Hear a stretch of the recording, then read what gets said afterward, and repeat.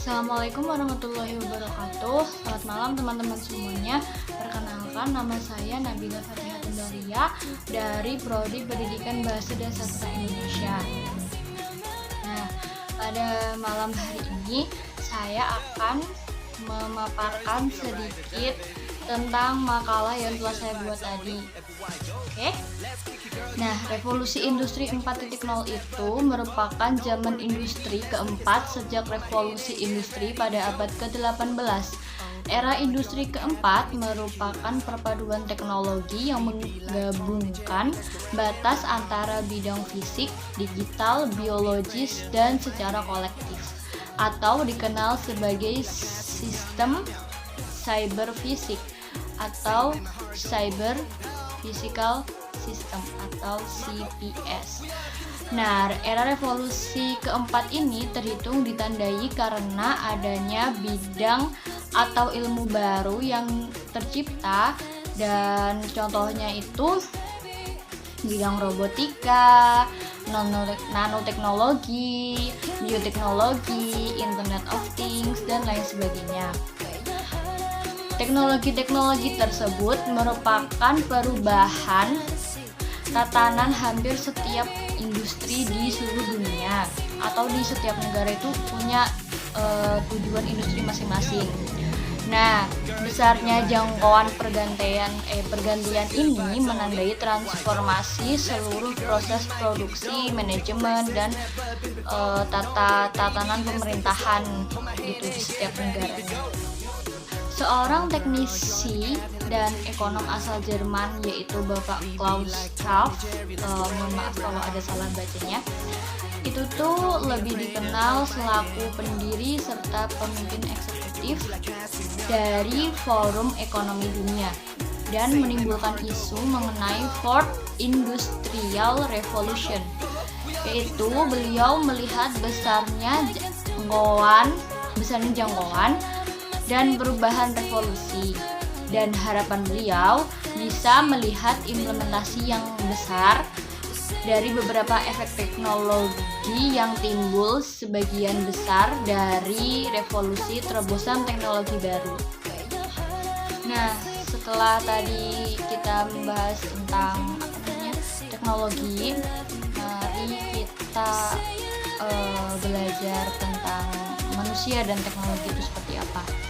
Manusia itu unik, dan mereka itu diciptakan oleh Tuhan dengan memiliki akal, pikiran, dan hawa nafsu ya tentunya, yang menurut Islam. Dan ada salah satu ilmu yang mempelajari tentang manusia, yaitu filsafat manusia. Nah, filsafat manusia ini adalah ilmu filsafat yang membahas mengenai makna menjadi seorang manusia itu seperti apa. Nah, filsafat manusia ini menjadikan kita sebagai manusia itu objek studinya. Maksudnya kita tuh mempelajari gimana sih manusia itu cara berpikirnya, cara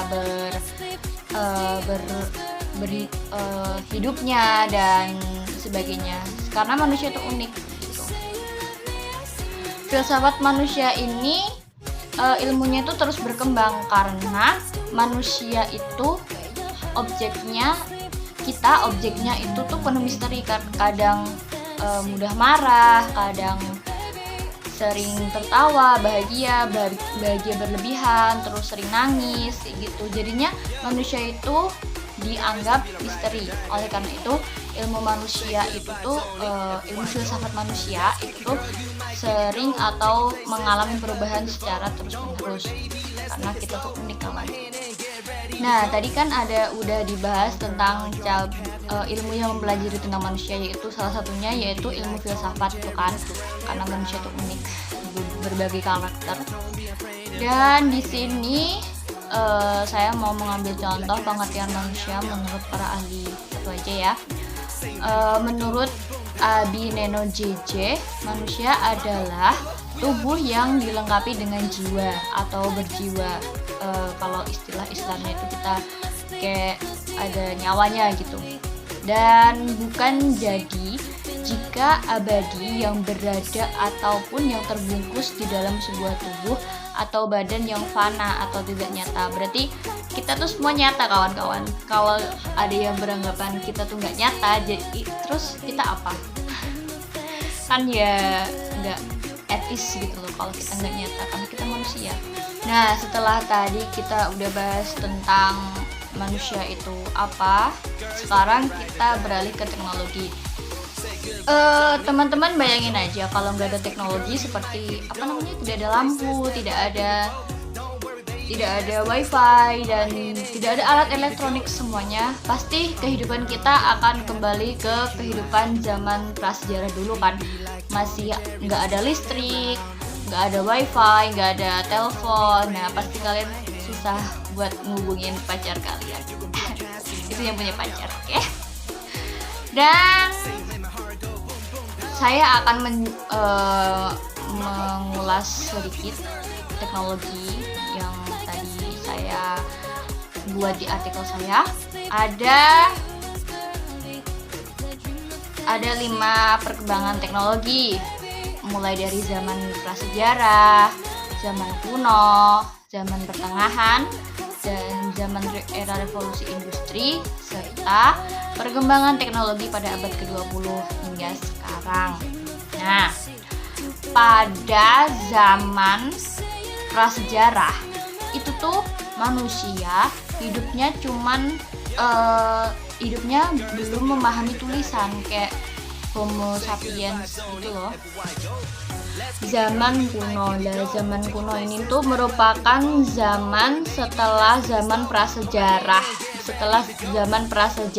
dan ilmu-ilmu tuh berkembang pesat di zaman ini. Contohnya ilmu yang mempelajari tentang bumi itu bulat ya katanya. Itu siapa sih yang filsuf terkenal itu? Saya lupa, maaf. Nah, itu ada banyak ilmu-ilmu dasar yang lahir di zaman ini, dan manusia pada zaman ini itu berkembangnya tuh pesat sekali. Contohnya itu tuh bangunan piramid yang ada di Mesir kuno, itu pasti kalian tahu kan, udah terkenal juga, masuk juga jabat dunia kayaknya. Nah, itu. Dan pada zaman ini tuh manusia sudah mulai berkembang, udah mengenal tulisan, udah bisa nulis, dan udah bisa menciptakan bagaimana cara mereka berkomunikasi lewat tulisan gitu. Dan waktu zaman prasejarah dulu kan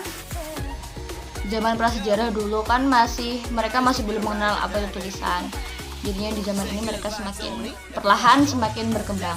Dan teknologi zaman pertengahan, dan menurut berbagai sumber, zaman pertengahan itu terjadi sekitar abad ke-5 sampai abad ke-15.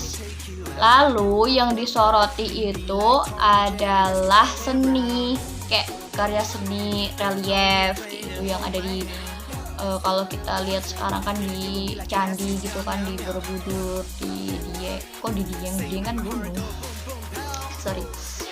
Nah, ilmu pengetahuan di zaman ini tuh udah mulai berkembang, jadinya kayak ilmu matematika dan fisika seperti itu.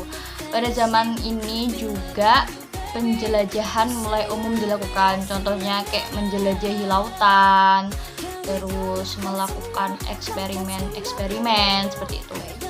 Dan pada zaman ini untungnya udah ditemuin kalau kita naik gunung itu adalah kompasnya udah ditemuin guys pada zaman ini. Dan selanjutnya yaitu zaman era revolusi industri. Ini dia revolusi industri guys. Manusia itu bertambah banyak di zaman ini, dan permintaan akan kebutuhan hidup mereka juga banyak ya. Seperti kita butuh listrik, butuh pulsa, telepon, ya kan? Kayak mau hubungin seseorang gitu. Itu tuh ditemukan di zaman ini. Dan pada zaman ini itu mesin-mesin itu mulai tercipta, seperti mesin uap, mesin teknik.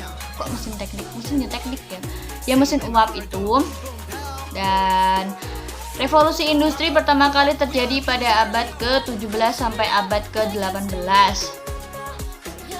Nah, revolusi industri ini ditandai dengan perubahan besar hampir di setiap sisi kehidupan kita manusia.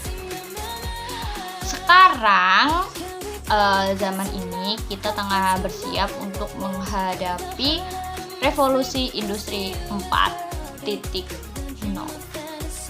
Oke, jadinya siap-siap aja. Dan zaman kelima yaitu maksudnya zaman perkembangan teknologi kelima yaitu perkembangan teknologi pada abad ke-20 sampai sekarang.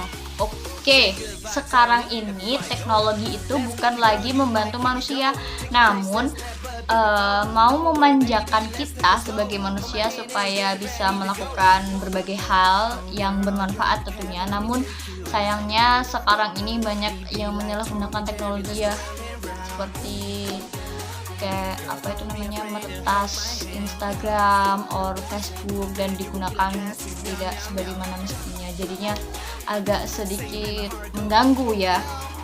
Dan contoh dari perkembangan teknologi ini adalah manusia itu menciptakan sebuah alat yang bisa mengantarkan dia ke satu tempat ke tempat yang lain supaya waktunya itu tidak lama. Jadinya contoh mobil. Mobil itu awalnya adalah untuk mempercepat manusia menempuh perjalanan jauh. Logikanya, hal yang dibutuhkan untuk membuat sebuah mobil sesuai tujuan utamanya adalah yang melingkar itu namanya ban. Nah, bahan bakar dan mesin. Nah, tapi kita lihat sekarang mobil itu bukan hanya sebagai alat transportasi saja kawan, dengan segala fitur canggih di dalamnya. Misalkan bisa kita nyambungin telepon kita ke mobil dan mobilnya jalan sendiri, nggak usah kita setir kayak gitu. Sekarang kan udah banyak kan, ya belum banyak sih, maksudnya mau diproduksi gitu loh, mobil elektrik namanya. Oke, dan itu adalah sejarah perkembangan teknologi dari masa ke masa. Ada 5 ya tadi. Berarti tadi tuh zaman prasejarah, zaman kuno, zaman apa lagi ya tadi? Zaman prasejarah, zaman kuno, zaman pertengahan, era revolusi industri, dan perkembangan teknologi pada abad 20 sampai sekarang. Oke, selanjutnya kita akan membahas tentang hubungan manusia dengan teknologi. Check this out. Oke, setiap hubungan itu pasti ada sisi positif dan sisi negatifnya. Ingat ya kawan? Oke, hubungan manusia dengan teknologi. Sedemikian mudah atau mudah banget ya kita menggunakan teknologi. Itu tuh pasti ada sisi positif dan sisi negatifnya. Nah, sama halnya seperti kalian pacaran, itu pasti ada sisi positif dan negatif juga kan. Teknologi juga sama, kalau kalian menggunakan teknologi itu secara cermat, cerdas, bijak, dan seksama, itu pasti akan menguntungkan kalian. Kalau kalian menggunakan yang secara bertele-tele atau enggak sesuai dengan tujuan kalian, itu malah membahayakan kalian sendiri. Aduh nyamuk. Nah, teknologi itu kan sangat menguntungkan ya. Manusia itu menggunakan teknologi dalam berbagai bidang, misalnya komunikasi, transportasi, bisnis, pembelajaran, dan lain sebagainya. Nah, keuntungannya teknologi itu tuh ini, kalau kita lagi daring, teknologi dalam bidang pembelajaran itu bisa menguntungkan kita sebagai murid atau siswa atau mahasiswa dan ya lain sebagainya yang disebut itu adalah siswa, itu bisa paham atau sedikitlah mengerti tentang materi atau apa yang harus dilakukan selanjutnya setelah membaca materi dari dosen atau guru itu. Nah, dampak positif dan negatif dari teknologi ini, positif dulu deh, aku udah males kalau negatif mulu.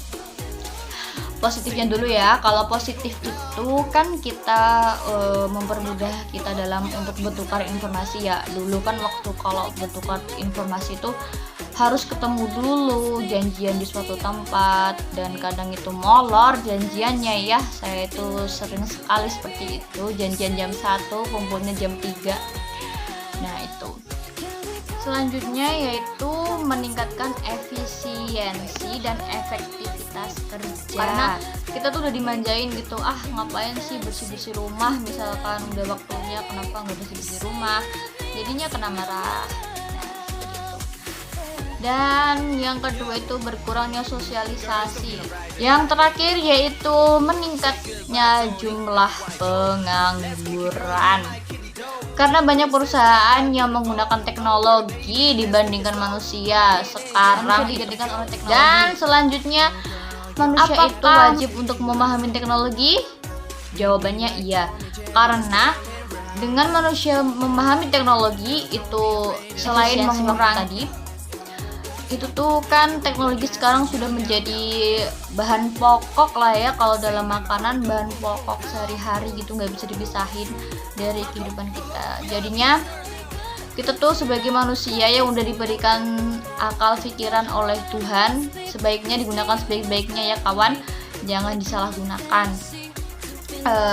Dan memanfaatkan teknologi itu sewajarnya. Seperti itu, mohon maaf jika ada tutur kata yang kurang berkenan, dan terima kasih sebelumnya. Wassalamualaikum warahmatullahi wabarakatuh.